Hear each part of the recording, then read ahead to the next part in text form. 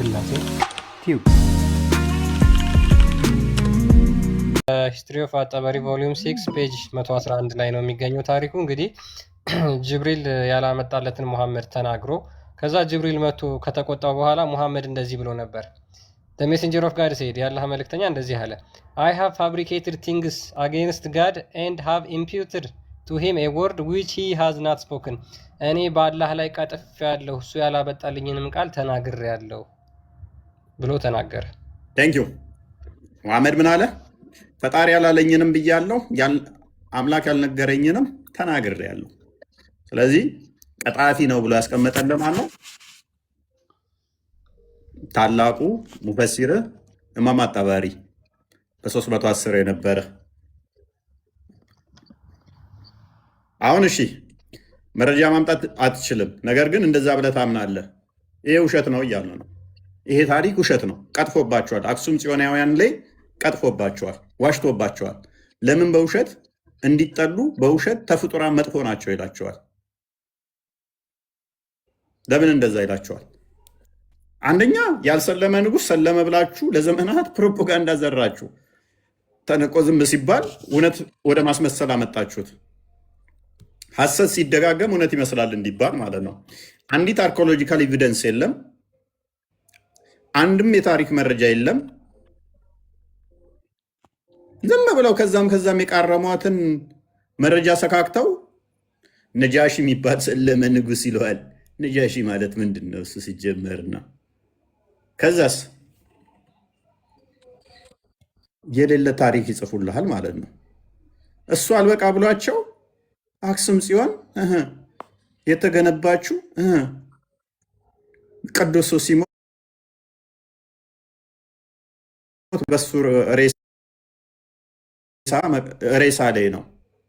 ቅዱስ ማለት ያው ከዛ በሌላኛው ሐዲስ ፈሱ ነብይ ሲሞት በነብይ የትኛው ነብይ ሞቶብን ነው እኛ አክሱም ጽዮንን ገንብተን ቀብረን እሱ ላይ ቤተክርስቲያን የሰራ ነው።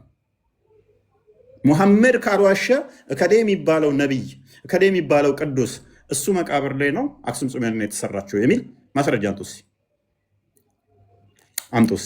እነሱ ከፍጡራን ሁሉ መጥፎ ናቸው ያለው እሱን ይቀብሩትና እሱ ላይ ቤተክርስቲያኑን ሰርተው ከዛ ያመልኩታል ብሏል። ማስረጃ ከድር ይህንን አዲስ ትሸመጥጣለህ ወይንስ ትቀበላለህ?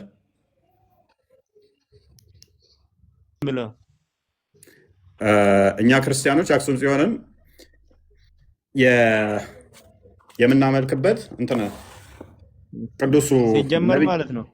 እሺ በመጀመሪያ ደረጃ ኢትዮጵያ ውስጥ የተላከ ነብይ የለም። ስለዚህ ነብዩ ዋሽቷል ማለት ነው። ሱና.ኮም ነው እንጂ ሐዲሱ ውሸት ነው። አትቀበለውም። ሐዲሱን ነብይ አልመጣም ኢትዮጵያ ውስጥ።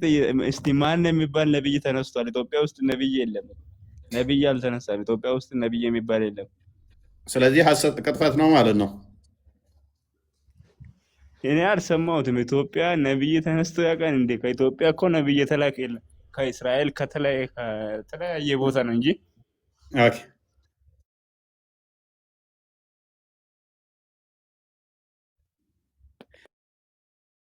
ኢትዮጵያ እኮ ነብይ የላትም፣ አልተላከም። እሺ ሳባዎች ወደ ኢትዮጵያ ተልከዋል ብለህ ታምናለህ? ምክንያቱም ቁርአን ላይ የለም። ወደዚህ ሲራ ላይ ካለ ሲራ ዝም ታሪክ ነው እኮ ታሪክ ነው።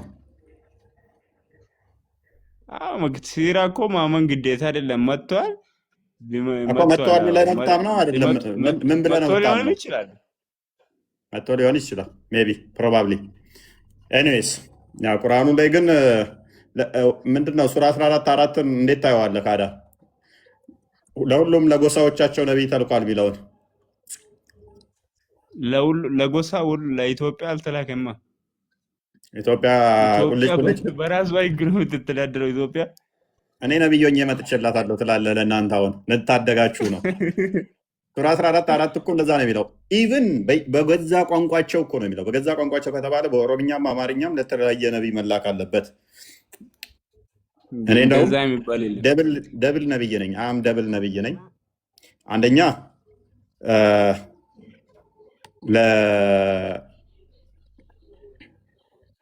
ለኦሮሞዎቹም እችላለሁ ኦሮምኛ ስለምችል፣ ለአማራዎቹም እችላለሁ አማርኛ ስለምችል። ስለዚህ ለሁለቱ አልመጥንም።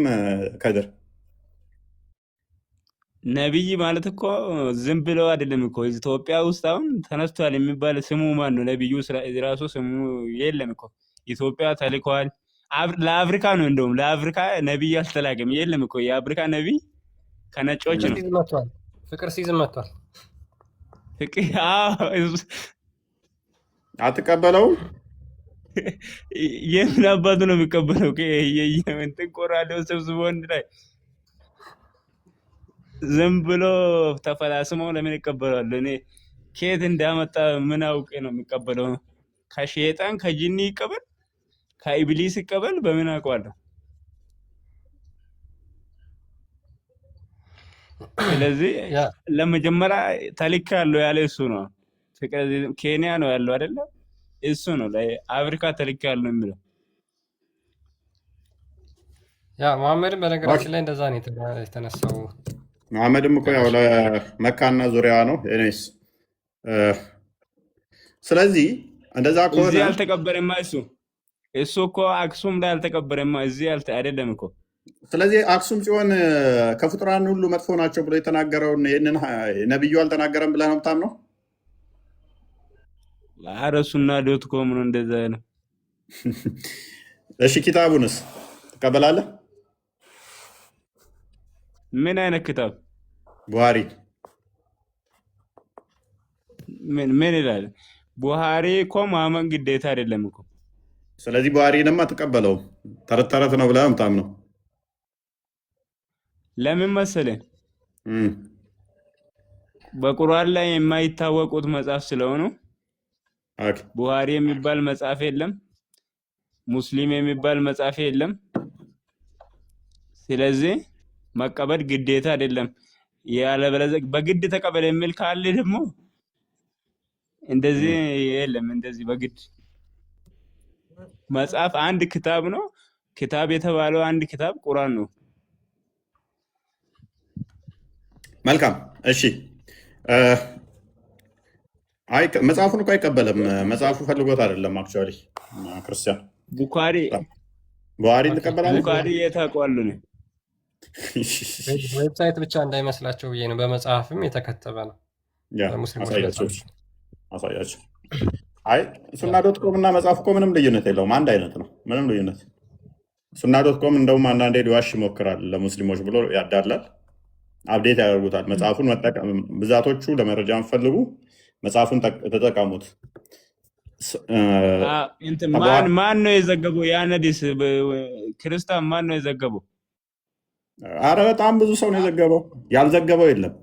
አይሻ፣ ኢብን አባስ፣ አቡ ሁረይራ ብዙ ቦታ ተዘግቧል። ጋዜጠኛ ናቸው እኮ ይዘግባሉ እንጂ አድርሱ ለህዝቡ አልተባሉም እኮ። ጋዜጠኛ ያወራል፣ በቃ ይዘው አለቀ አይደል እንዴ?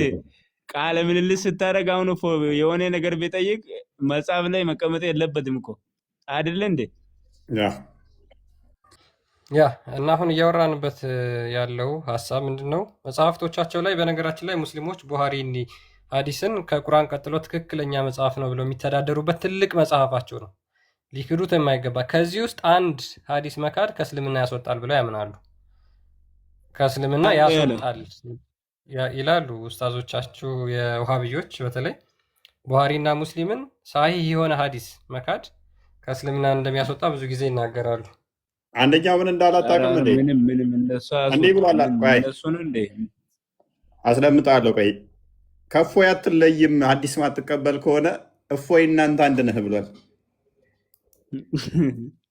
ለአንደኛው ምን ላይ ሲሰጥ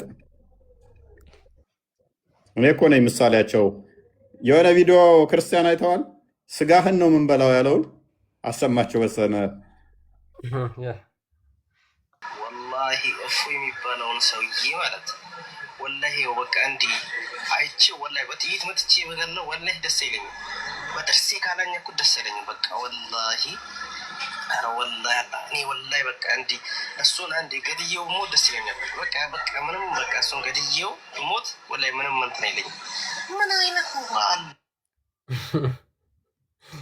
በጥርሱ አኝኮ ሚዩት ናፎይ በሽጉጥ በመታው ደስ አይለኝም። ገድየው ቢሞት ደስ አይለኝም፣ ይደብረኛል። በጥርሴ መብላት አለብኝ ስጋውን። ገድየው ድገበውና እፉ ይባለውን አይቼ በጣም ተናድ። በቃ ሲያነብ እኮ ነው መረጃዎች እኛ ጋር ሲመጣለት። በቃ ከፍ አድርገን እናሳየን። በነገራችን ላይ ይሄ ከፍ አድርገው ወደ ላይ ወደ ላይ፣ አረ ወደ ላይ ጠጋ አድርገን ነው ጠጋ አድርገው። በቃ እንደሱ ያ ይሄ ልጅ በነገራችን ላይ ገድሎሃል እኮ በቃ ሞታል። በሱ ልብ ውስጥ ገድሎሃል። ሊወረስ ሊበላ በስጋ ነው። አላገኘህም እንጂ ስላሴ ቲዩብ